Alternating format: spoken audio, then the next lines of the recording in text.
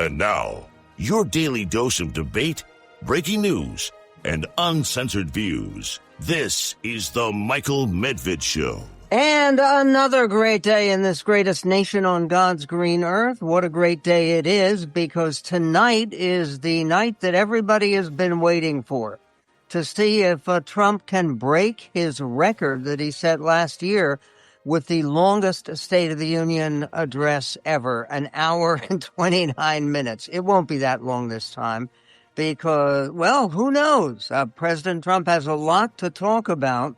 He will deliver the 2026 State of the Union address to the 119th Congress tonight at 9 p.m. Eastern Time, challenging the elements, the snowmageddon that has been afflicting the East Coast of the United States. The primetime speech, as they say on CNN, will allow Trump to outline his administration's goals and many accomplishments, and to address the nation's most pressing issues. Will that include some of these new revelations about the Epstein files?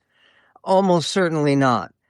This comes amid a particularly troublesome stretch for President Trump, writes CNN, as he faces numerous domestic and international challenges.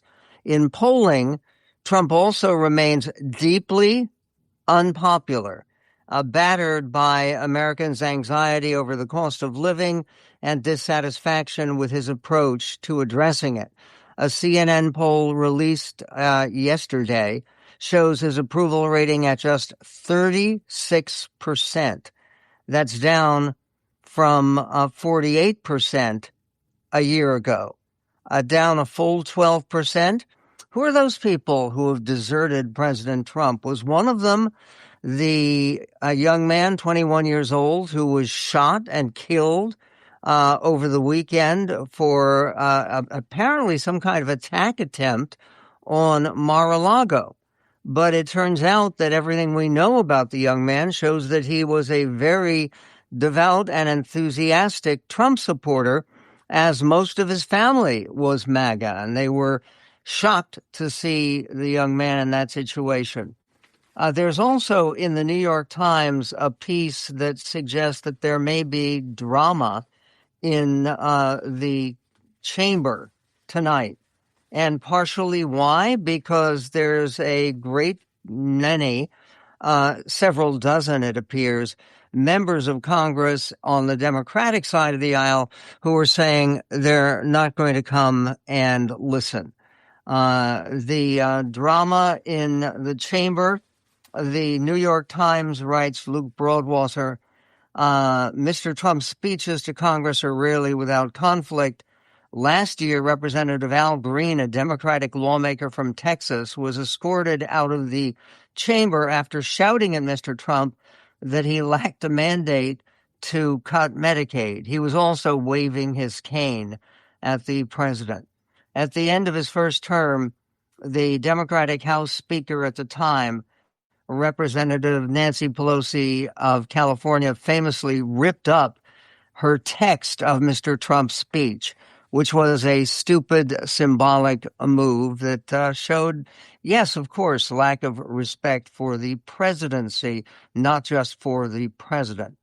This year, a substantial number of Democrats are planning to boycott the speech and attend an alternative event, a rally called the People's State of the Union, which will take place on the National Mall near the Capitol. You know what this, of course, is reminiscent of? It's the Super Bowl halftime.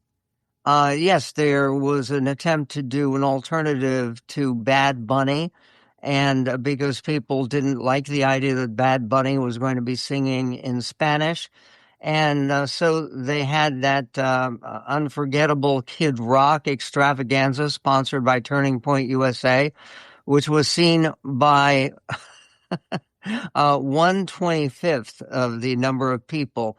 In other words, there's 25 times the number of people watched the actual Bad Bunny as watched the replacement. I think that the number of people who watched the Democratic alternative, the People's State of the Union, will have that same kind of success. It will take place on the National Mall near the Capitol. But Representative Hakeem Jeffries, the Democrat of New York, and the minority leader, has encouraged members to either sit silently through the speech or boycott it altogether rather than attend and create distractions in the House chamber. Such protests potentially risk alienating swing voters ahead of the midterms. I think that's exactly right. If you are the minority leader, Jeffries, you are thinking, let's not mess this up because we have a golden opportunity to retake the House, said one commentator, a Democrat from New York. For the party's critical response to Mr. Trump's speech, the Democrats have finally nominated somebody who is, I think, a very wise and very skillful choice. They have chosen Abigail Spanberger. And before you say, who is Abigail Spanberger? She is the new governor of Virginia, who just gave an outstanding inauguration speech for taking over Virginia, which, remember, had been dominated by the moderate Republican Glenn Youngkin. Now she is a moderate Democrat. She's known as a centrist during her years in Congress. The choice of a woman with a law enforcement background was meant to send a message that Democrats are a responsible choice for voters looking for an alternative to Mr. Trump's approach. And Abigail Spanberger could be a rising star, is not a presidential possibility, but a vice presidential policy, and a very real one, depending upon, of course, the job she does as the new governor of Virginia. But she's good on TV. Part of the question here will be the setting they use. Remember, they had used a setting a while ago for the senator from Alabama in a kitchen, and which was widely derided. That was a GOP response before the arrival of this brand new administration. We will see how the Democrats do tonight. There is more about breaking news because there is news with the United States on the point of war. We're going to be speaking about that to Ilan Berman, who has actually lived and worked in Iran, the Iran under the mullahs. No, he is not a member of that regime. He's a great critic of that regime. But why is that regime so confident that they can avoid war and unseating by an American attack? We will get to that because meanwhile, there's news, believe it or not, about Jeffrey Epstein. And it's not just news about his notorious files. Jeffrey Epstein hid computers and photographs from the United States authorities in secret storage lockers across the country, apparently. That is a report from The Telegraph in Britain, where Britain has been rocked almost as intensely as the United States, the United Kingdom, by the arrest of a former ambassador to the United States, Mandelson, and, of course, the arrest of the former Prince Andrew, who is still, to the best of my knowledge, imprisoned, awaiting trial and judgment with a real prosecution that he and other Brits are experiencing. Documents recovered by The Telegraph in Britain show that Jeffrey Epstein, pedophile, paid private detectives to remove equipment from his Florida home in an apparent attempt to prevent investigators from finding this secret equipment. The documents also show that he rented 6 storage units across the U.S. and used them to house items from his properties, including computers from Little St. James, his private island in the Caribbean. There is more and more about the brink of war, all coming up on State of the Union Day here on the MedVet Show. And here on the Michael Medved Show, one of the big news stories that you won't hear about tonight in the State of the Union address by President Trump, 9 p.m. Eastern Time tonight, terrible weather on the East Coast permitting. There's also information from the Daily Telegraph in Great Britain that documents now show that Jeffrey Epstein, yes, that guy, rented 6 storage units across the U.S. and used them to house items from his properties, including computers from Little St. James, his private island in the Caribbean. He leased at least 1 unit from 2003 when he was part of a Florida social set that very much included Donald Trump. Credit card receipts obtained by the Telegraph show regular storage payments continued until 2019, the year of his death. So storage payments for Epstein computers, Epstein storage, that sounds like an ongoing new business effort, does it?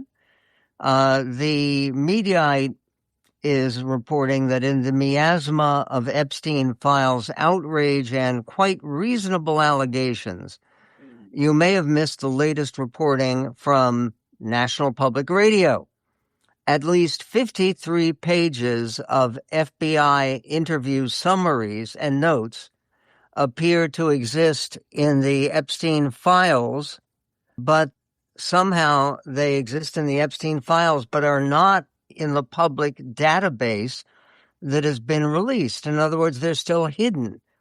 Is this a bombshell? Asks Mediaite, given the murkiness surrounding how these allegations were vetted before being dumped into the public record. It's impossible to say. That uncertainty is the story. The confusion enveloping this massive release is beginning to resemble concealment, inviting the cynical view that it's strategic, or more plausibly, evidence of plain, ordinary, garden variety incompetence. On This Morning, NPR published a stunning report on serial numbers and discovery logs that do not line up with what the Justice Department has posted online. Some of the missing materials relate to allegations involving President Donald J. Trump. The department declined to explain the discrepancies. And meanwhile, the New York Times is saying, while Mr. Trump is expected tonight to tout a lengthy list of achievements, his popularity is the lowest it has been since he retook office. Polls show that Americans by a wide margin disapprove of him on what were once his winning issues, the economy and immigration. The government is in a partial shutdown. And the Supreme Court, which he hoped would be loyal to him, he appointed, after all, 1/3 of its members, 3 out of the 9. That Supreme Court last week delivered a striking blow against a main pillar of his presidency, his sweeping tariffs imposed on countries around the globe. And one of those Supreme Court justices who voted against him, Gorsuch, is one of the people he appointed. In fact, the first one he appointed to the court. Republicans are now in danger of losing the House of Representatives, writes Luke Broadwater, in the upcoming midterm elections. That's a few months from now in November, a development that would threaten to derail much of Mr. Trump's second term, because Democrats would be empowered to subject him to a torrent of investigations. That doesn't sound entirely appetizing, does it? Really? And speaking of entirely appetizing, there will be foreign policy revelations and decisions announced tonight at the State of the Union. What the president, I think, is hoping for most would be a last-minute reconsideration by the Iranian authorities to reach some kind of agreement that would avoid war. Meanwhile, the Dispatch is reporting that the State Department has just ordered staff at the U.S. Embassy in Beirut to leave the country on Monday. Well, that's too late for that. They haven't left the country yet, saying it is trying to reduce the embassy staff to essential personnel amid heightened tensions between the U.S. and Iran. So why does that impact Lebanon? Because the biggest military force, the biggest violent force in Lebanon is a client, a proxy for the Iranian mullahs, which is Hezbollah, the terrorist group. The Washington Post is reporting that over 150 U.S. aircraft have swept into Europe and the Middle East as Trump mulls strikes. Would the strikes conceivably even begin, adding drama and context to the State of the Union address tonight? Not impossible. The President Trump is reportedly weighing his options for a military strike with General Dan Kane, known as Raisin Kane, his nickname. The chairman of the Joint Chiefs of Staff has been reportedly counseling him that a strike on Iran could result in an extended U.S. commitment to conflict. And Jared Kushner and Steve Witkoff, his special representatives, are urging diplomacy. We don't need another war in this region, said Kaja Kallas, who is the Estonian EU top diplomat. She made her statement yesterday.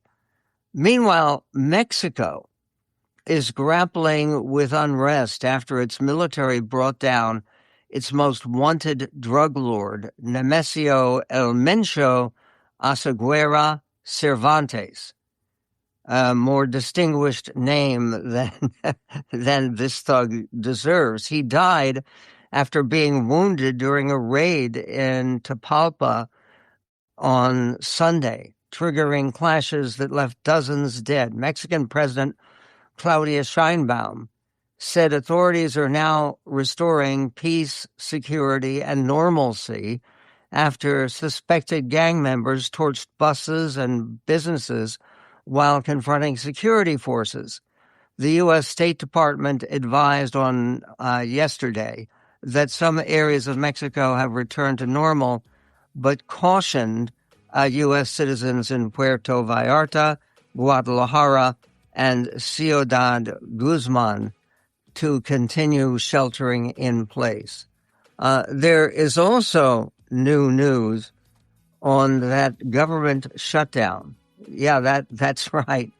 The Senate is set to take a procedural vote today on funding for the Department of Homeland Security as a partial government shutdown stretches to an 11th day.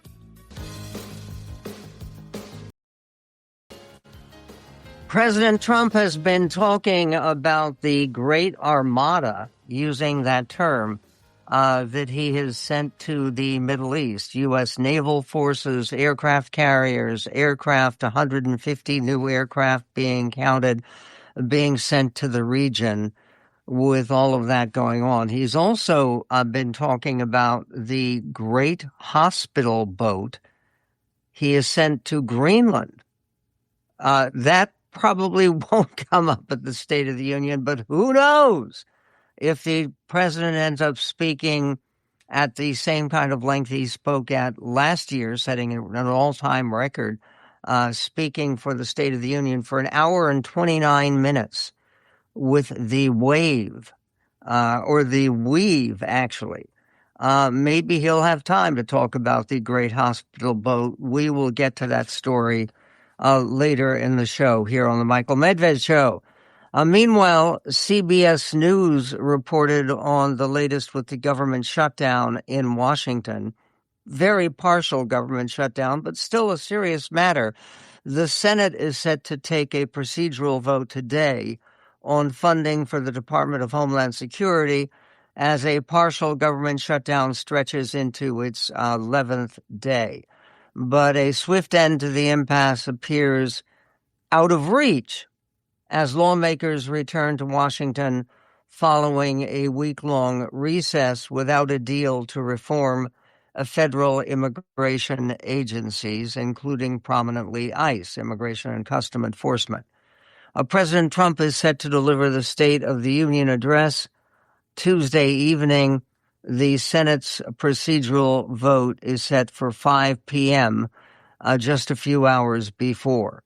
Congress's failure to reach an agreement on how to fund Department of Homeland Security prompted a funding lapse for the department, which also oversees the Federal Emergency Management Agency, FEMA, the Transportation Security Administration, and TSA, and the Coast Guard.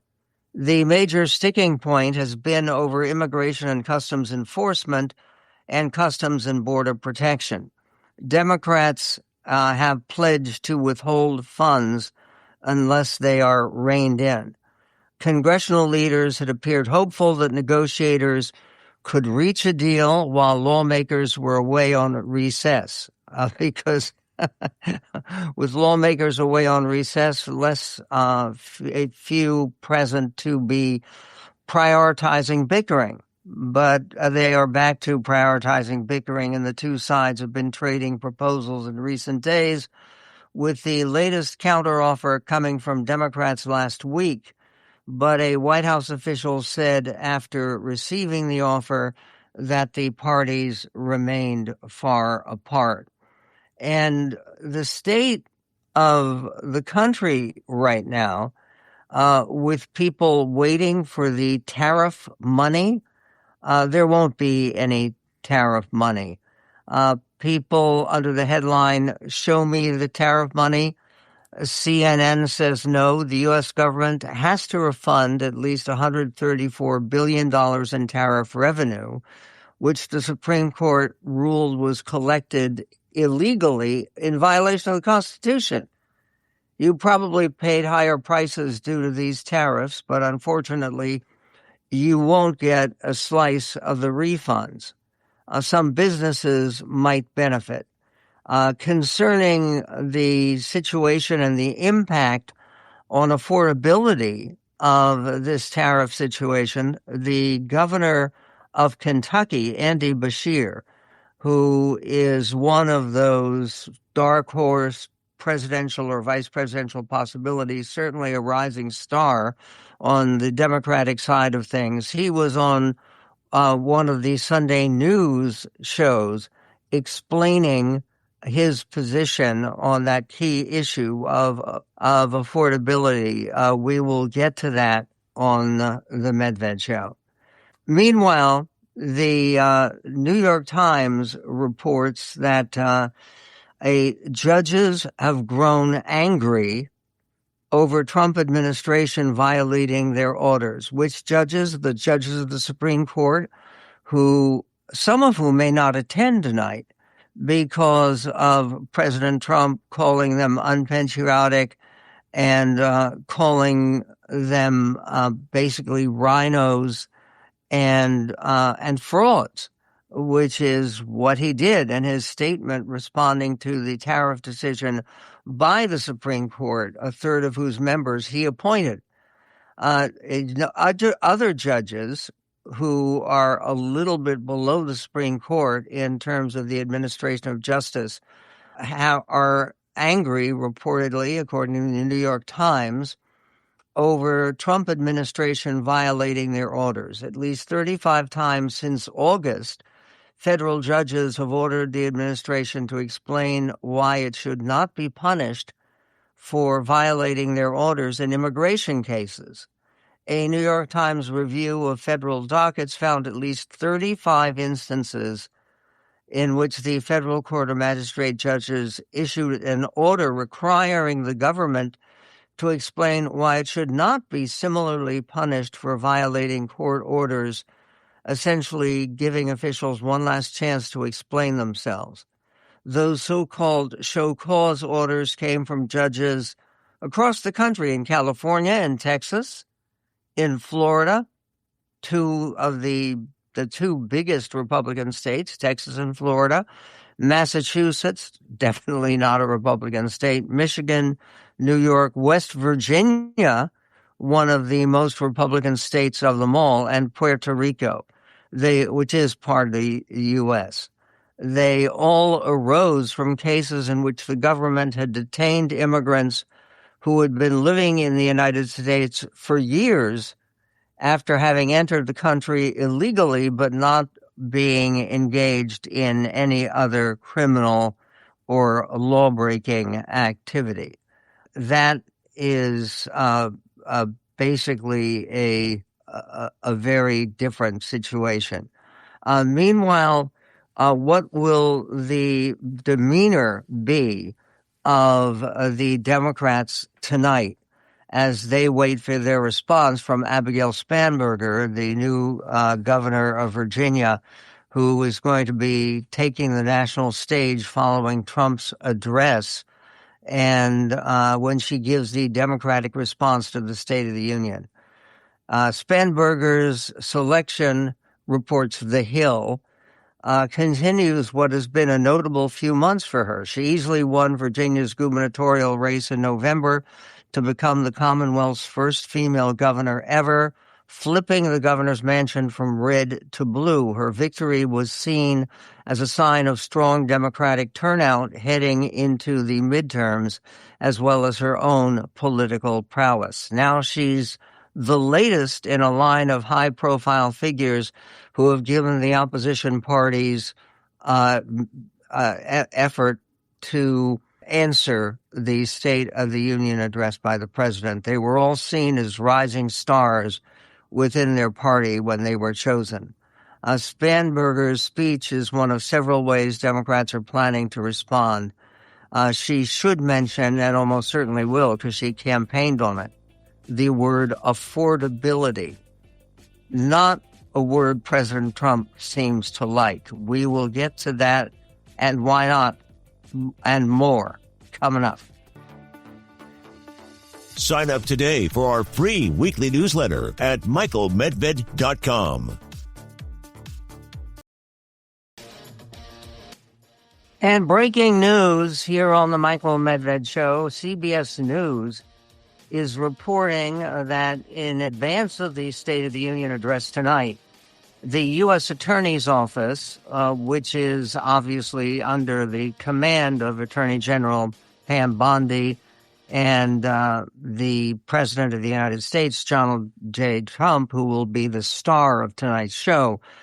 In advance of that show, the U.S. Attorney's Office has dropped its efforts to indict 6 Democratic members of the House and the Senate, led by Mark Kelly of New Mexico, of Arizona, pardon me.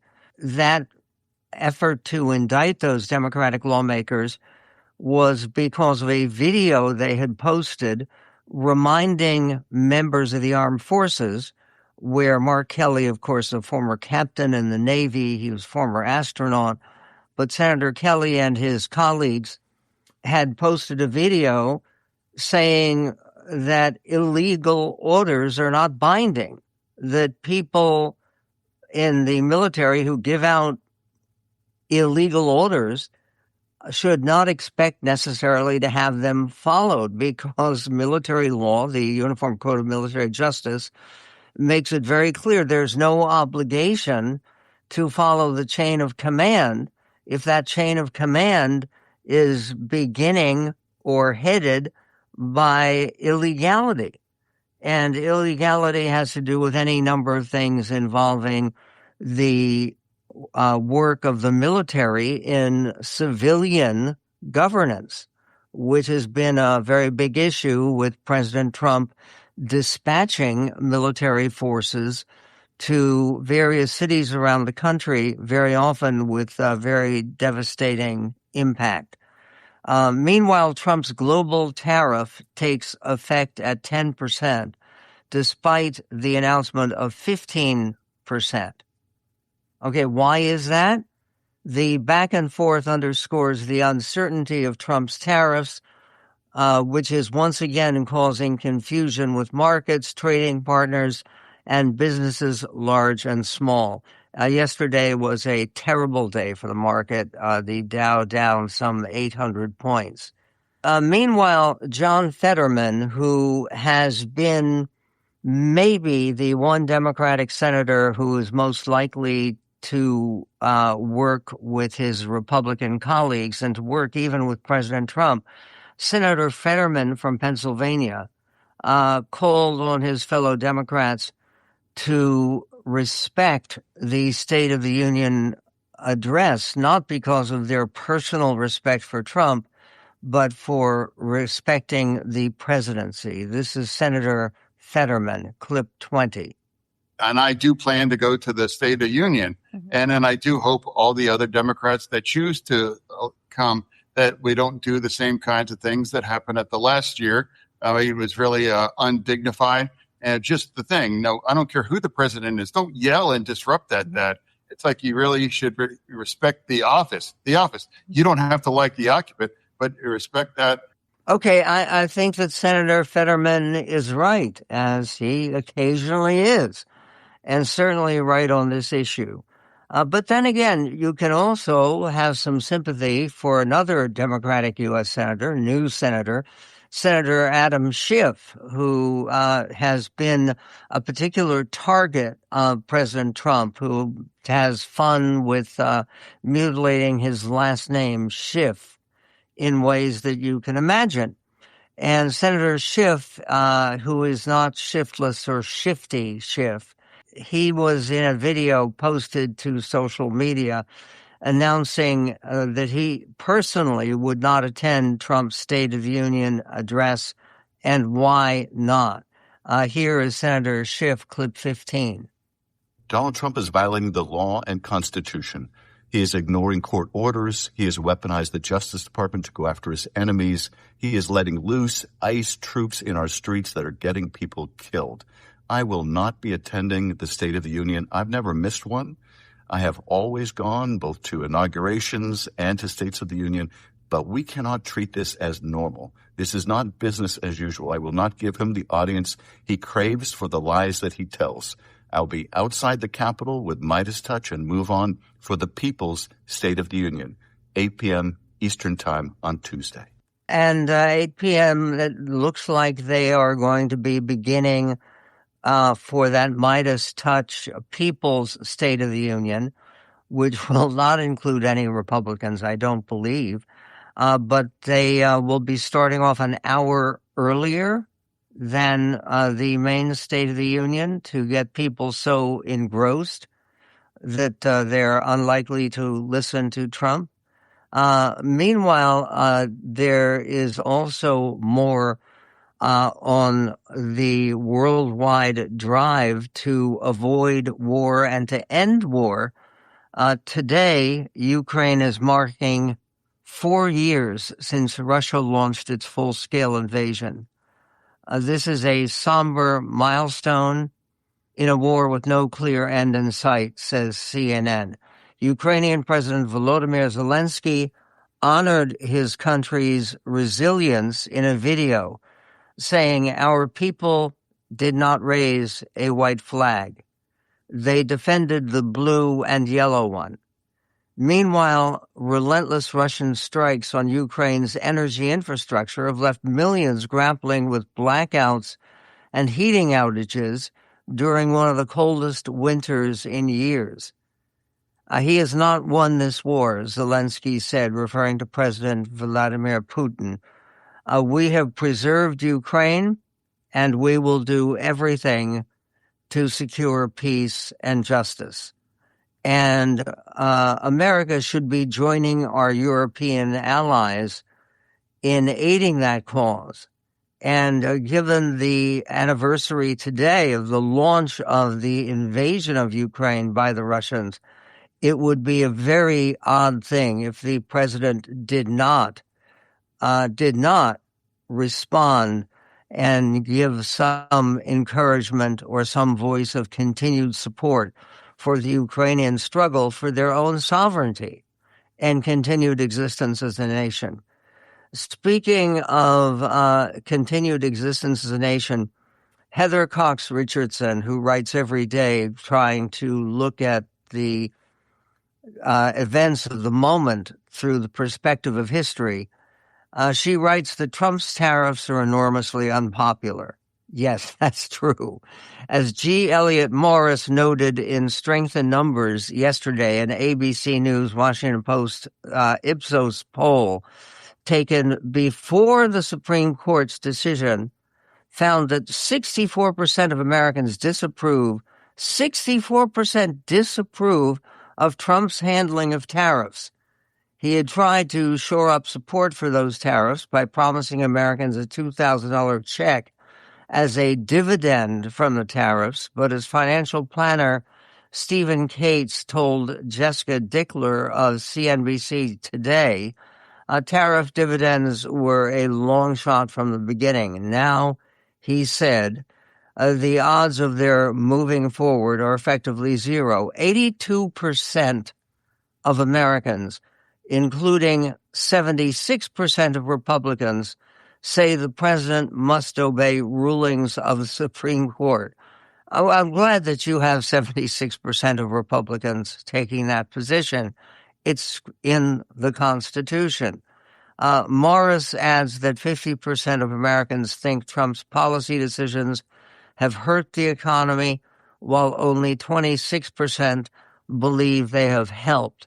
And the Washington Post reported yesterday that 60% of Americans disapprove of Trump's job performance, his lowest approval rating since shortly after the January 6, 2021 attack on the U.S. Capitol. And remember, that attack was an effort to overturn the election of 2020. What about overturning the drop in Trump's popularity? What can or will he do in this greatest nation on God's green earth? Here's a special discount, 50% off just for being a MedHead annual member. Join today at michaelmedved.com.